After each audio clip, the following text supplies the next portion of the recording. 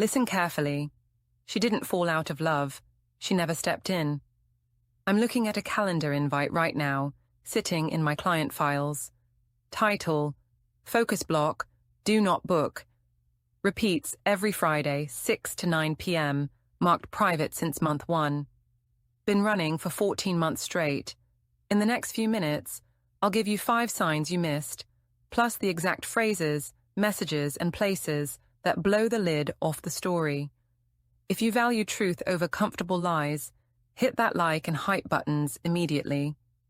Subscribe to this channel and tell me in the comments what city you're watching from. I want to know where my strongest, most aware men are tuning in tonight. I'm a relationship coach. I talk to hundreds of men every year, and patterns don't lie. I'm not here to be nice. I'm here to be accurate. What you're about to read isn't theory. It's receipts. One sign hides in work chats, one in location habits, one in how she says sorry, one in shared friends, and one in silence. I've seen these patterns repeat in finance guys, engineers, executives, teachers. Doesn't matter. The script stays the same. You're going to recognize at least 2 of these signs. If you recognize 3, we need to talk about exits. She doesn't love you spontaneously. She schedules you like a recurring task. You're not a person, you're a calendar event, a controlled experiment in emotional availability. You think you're dating her, but really you're penciled in somewhere between Team Sync and Spin Class, right before she recharges. Her warmth arrives in pre-approved windows, Tuesday nights, 7 to 9 p.m., Sunday mornings, before noon. The rest of the week, silence disguised as self-care. You might tell yourself she's just busy, but pay attention to the pattern. It's not about time, it's about control. Her affection doesn't flow naturally. It's rationed, managed, and allocated like company bandwidth. You don't get her when she feels something. You get her when it's convenient, when it fits her curated routine. She gives just enough to keep you hopeful, but never enough to make you secure. Calendar camouflage. Here's the trap most people miss. She uses her own schedule as camouflage. She'll block out focus time, deep work, or therapy, and you'll think she's simply diligent. But those blocks, they're not for her productivity, they're for her privacy. She's not managing tasks, she's managing access. I once had a client who thought his girlfriend was overworked. She'd say, "I have to finish reports tonight," and then disappear until morning. But when he checked message receipts, something didn't add up. At 10:42 p.m., her Slack showed active, sending laughing emojis in the memes channel. His text from 10:03, marked read. No reply. She wasn't unavailable, she was selectively unavailable. Another client noticed her Google Calendar was set to busy every evening past 8, but a shared doc revealed edit history timestamps at 11:30 from her coworker's IP address. Translation: she wasn't working alone, she just wanted to make sure he wouldn't call. The status lock trick. This one's artful. She'll keep her phone status permanently do not disturb, but somehow manages to post real-time Instagram stories. She's offline for you, but online for everyone else. One guy I coached saw the receipts, literally. His partner claimed the gym closed early, so she called a ride home. But the rideshare drop-off wasn't near her apartment. It was across town, at a minimalist coffee shop, the kind with no Wi-Fi, perfect lighting, and a suspicious number of deep work posts. The timestamps on her Instagram story, identical to the time she said she was unplugged. Deep work indeed. The language of distance. Listen to the phrases she hides behind. Let's not make this a thing. I just need structure. You know, Fridays are sacred for my routine. That last one's a classic. Sacred for what exactly? Every Friday at 8:55 p.m., her friend Tara just happens to need a life debrief. For 6 months straight, no missed calls, no variation, just like clockwork, a ritual of excuses. You think she's establishing healthy boundaries. She's actually establishing plausible deniability. The pattern behind the performance. I had a client, let's call him Ryan, who finally caught the rhythm. Every time he voiced that he felt disconnected, she'd respond with affection the next day, like a reset button. Monday, emotional distance. Tuesday, complaint. Wednesday, affection. Then, radio silence until the cycle restarted. Affection wasn't love, it was maintenance, a strategy. She wasn't connecting, she was calibrating his tolerance. When affection becomes a reward for compliance, it stops being intimacy and turns into management. You're not her partner, you're her project. Rapid-fire reality checks. Let's pause and rapid-fire 3 case studies. Case 1. Kyle, the analyst. He noticed her emergency presentation deck had PowerPoint timestamps from 11 p.m. to 2 a.m. The same night she texted, exhausted, heading to bed early. The slide footer betrayed her bedtime story. Case 2. Trevor, the manager. Her smartwatch logged walking activity at 10:07 p.m. The gym was closed. The route traced a residential neighborhood. Not a treadmill, not weights. 3 miles from their home. She wasn't walking for fitness, she was walking into alibis. Case 3. Daniel, the architect. He found her group chat titled Reset Sundays. Friends in that chat coordinated cover stories like seasoned strategists. Messages read, "Say we grabbed ramen." Post the photo at 9, not 8. It wasn't friendship, it was crisis management with captions. Patterns don't apologize. They just repeat, until you stop pretending not to notice. Her sorry is a solvent. It removes detail and keeps distance. Watch how this works. She misses dinner. You're sitting there with cold takeout containers on the kitchen island, phone face down because you've stopped checking. She texts 2 hours late.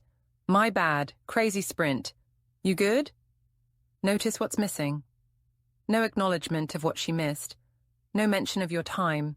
No recognition that you rearranged your evening. This is detail dilution. She apologizes to the air, not to you. Never names the specific slip. Never connects it to impact. Then comes the reverse scale. She shifts focus to your reaction size, not her action. By the next morning, she's sending memes in the team chat about perfectionism, reacting to 6 colleagues' messages, but your last text sits on read. I had a client pull his message thread. Every apology followed the same template. Vague regret, quick subject change, subtle implication that he was overthinking. "Sorry I was MIA, work stuff. Hey, did you finish that spreadsheet?" See how fast she moved from her absence to your task? That's intentional. Here's a gossip detail that'll make your skin crawl. One guy found his partner's emergency deck presentation file. The slide footer had a different company's template embedded in the metadata. She'd been working on someone else's project, or at someone else's office. Another client's partner kept claiming the gym closed early, but her fitness tracker logged activity at 10:07 p.m. Walking, not lifting, in a neighborhood that wasn't hers or his. The phrase bait you need to use: what exactly are you apologizing for? Force specificity, or try this one. Name the behavior and the impact, then we fix it. If she can't do that, you're not getting an apology. You're getting a verbal stall tactic. Here's the test. After her next vague sorry, ask her to describe what she thinks you experienced during her absence. If she deflects or summarizes in 5 words or less, she never considered your experience at all. Guilt is neat, but it's not the deadliest tool. The next one hides in plain compliments. She praises traits that keep you small. Listen to how she talks about you. You're so stable. You don't make scenes. You're chill. You're easy. Sounds nice, right? Wrong. These are praise collars, compliments that train compliance. She's rewarding you for not requiring effort, not challenging her, not asking questions. I had a client who mentioned wanting to take a weekend road trip. Every single time, his partner replied with a sticker emoji, then immediately change the subject. Did you finish that report? He showed me the message thread. 15 times over 4 months. Every expansion idea met with acute deflection. Then there's future freeze. She zeroes out plans beyond 2 weeks. You bring up a concert in August. She says, let's see how work goes. You mention Thanksgiving travel in September. She replies, ambitious, let's not rush. Meanwhile, check her shared documents. I've seen this. Her comments on your goals read like polite dismissals. One guy showed me a Google Doc where he'd outlined a career pivot. Her comment, interesting, maybe start smaller. Translation, stay where I can predict you. Here's where it gets whispered and dirty. One client's partner kept a close friends story circle on Instagram. He wasn't in it. His buddy was, and told him. Turns out she was posting about her real plans, trips, late-night thoughts. He got the sanitized public grid. Another guy discovered his text got thumbs-up reactions at noon, but her coworker Liam got paragraph replies at 7:12 a.m. every morning, with laugh emojis and follow-up questions. The phrases you need. Thanks. Also, what do you admire about how I challenge you? Watch her freeze. Or try. What's our 90-day plan? Name 3 specifics. If she flinches or deflects, you're in a holding pattern, not a partnership. Sealing compliments feel safe until you realize they're a cage. She's not afraid you'll fail. She's afraid you'll grow past her script. But ceilings are gentle prisons. The next sign chains you to her friends. One more case before we hit sign 4. A client, I'll call him Jay, mid-40s, consultant. Noticed his partner's friends always vouched for her during burnout weeks. They'd text him, she's just overwhelmed, or give her space, she's processing. He felt like the bad guy for wanting clarity. Then he found a group chat on her tablet. Name, Reset Sundays. The friends were coordinating cover stories, literally typing, say we grabbed ramen, and tell him we went to that gallery. There were 12 messages in one thread, all alibis. Alibis are social currency. She's rich. Her friends serve as moving fog, not community. There's always a rotating trio that needs her, especially when you need clarity. This is proximity proxy. She substitutes social proof for intimacy. Instead of answering your question, she floods you with group photos. Look at all these people. Look how connected I am. But connection to others isn't connection to you. Watch for noise flood. She spams you with images of brunch, girls' night, bookstore trips. But check the details. One client showed me a photo his partner posted at 9:05 p.m. The caption said, late bites. The image showed daylight streaming through window blinds. Either she time-traveled or she posted an old photo to fake real-time presence. Then there's the location mismatch. She tags a restaurant. You check the map pin. It's a block away from the actual address. Why the discrepancy? Because she wasn't at the restaurant. She was near it. Probably at the wine bar next door, or the lobby lounge across the street. One guy I worked with found rideshare receipts. His partner said she was at dinner in Old Town. The rideshare pickup. Westbridge, 8 miles away. Gossip details you need to know.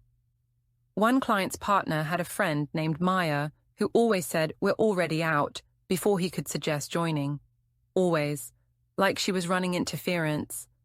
Another client found his partner's group chat had a standing Thursday night slot labeled buffer. Time blocked for friend coverage while she did something else.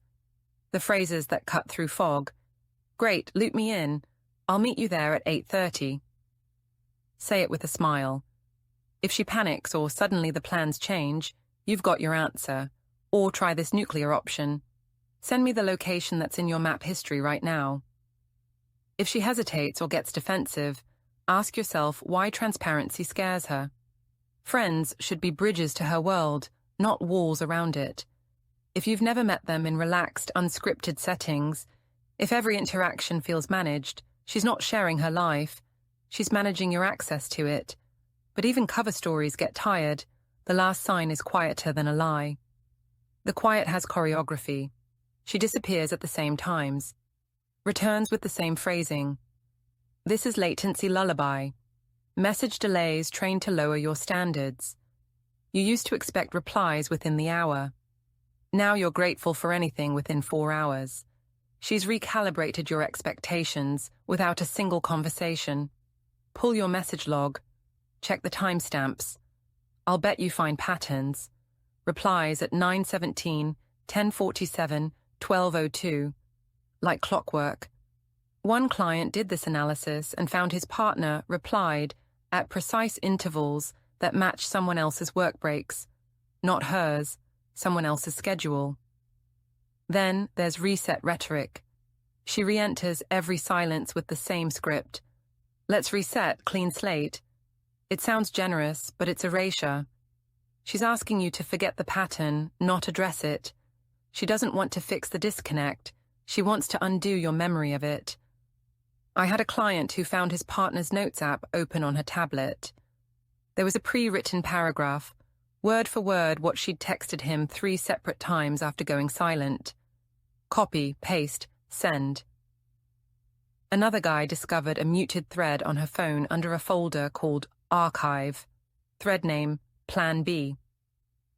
11 unread messages. He didn't open it, didn't need to.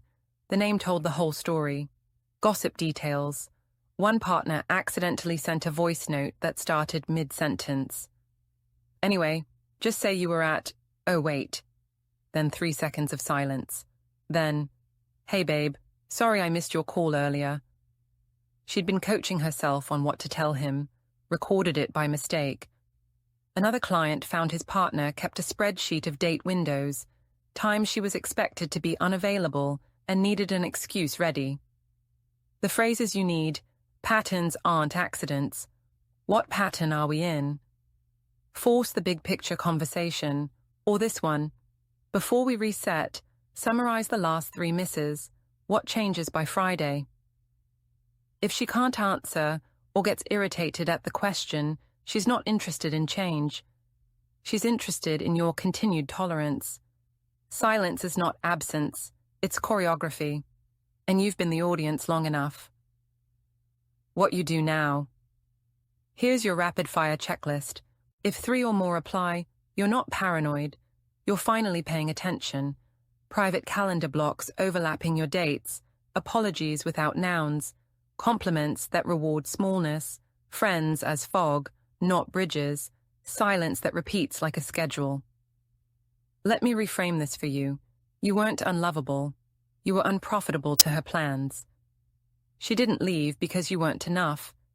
She never arrived because you were never the destination. You were the rest stop, the placeholder, the backup server while her main plan loaded. Here's your action plan. First, inventory. Pull 90 days of messages. Highlight delayed replies. Highlight subject changes right after you raise concerns. Highlight phrases she repeats verbatim. You'll see the script. Second, boundary script, 1 conversation. No emotions, just data. I need specificity, reciprocity, and timelines. 3 misses ends it. Don't negotiate, don't explain. State terms. Third, exit protocol. If she can't meet those terms, or won't, screenshot what you need for your own clarity, then execute a silent exit. No lecture, no grand final speech, no second debut. Just done. You don't owe a dissertation to someone who gave you a pamphlet. I promised you signs, phrases, places, and receipts. You got work chats with mismatched green dots. Location history that contradicts her story. Muted threads, rideshare logs, calendar camouflage, detail dilution, praise collars, the alibi orchestra, latency lullabies. These aren't theories. They're patterns I've seen dozens of times, and you just recognized your own life in at least 2 of them. Love doesn't vanish, it alibis itself. If this stung, good. Sting is the part that wakes you up. You're not crazy, you're not paranoid, and you're not imagining it. You're just finally reading the signs that were always there. Now do something about it.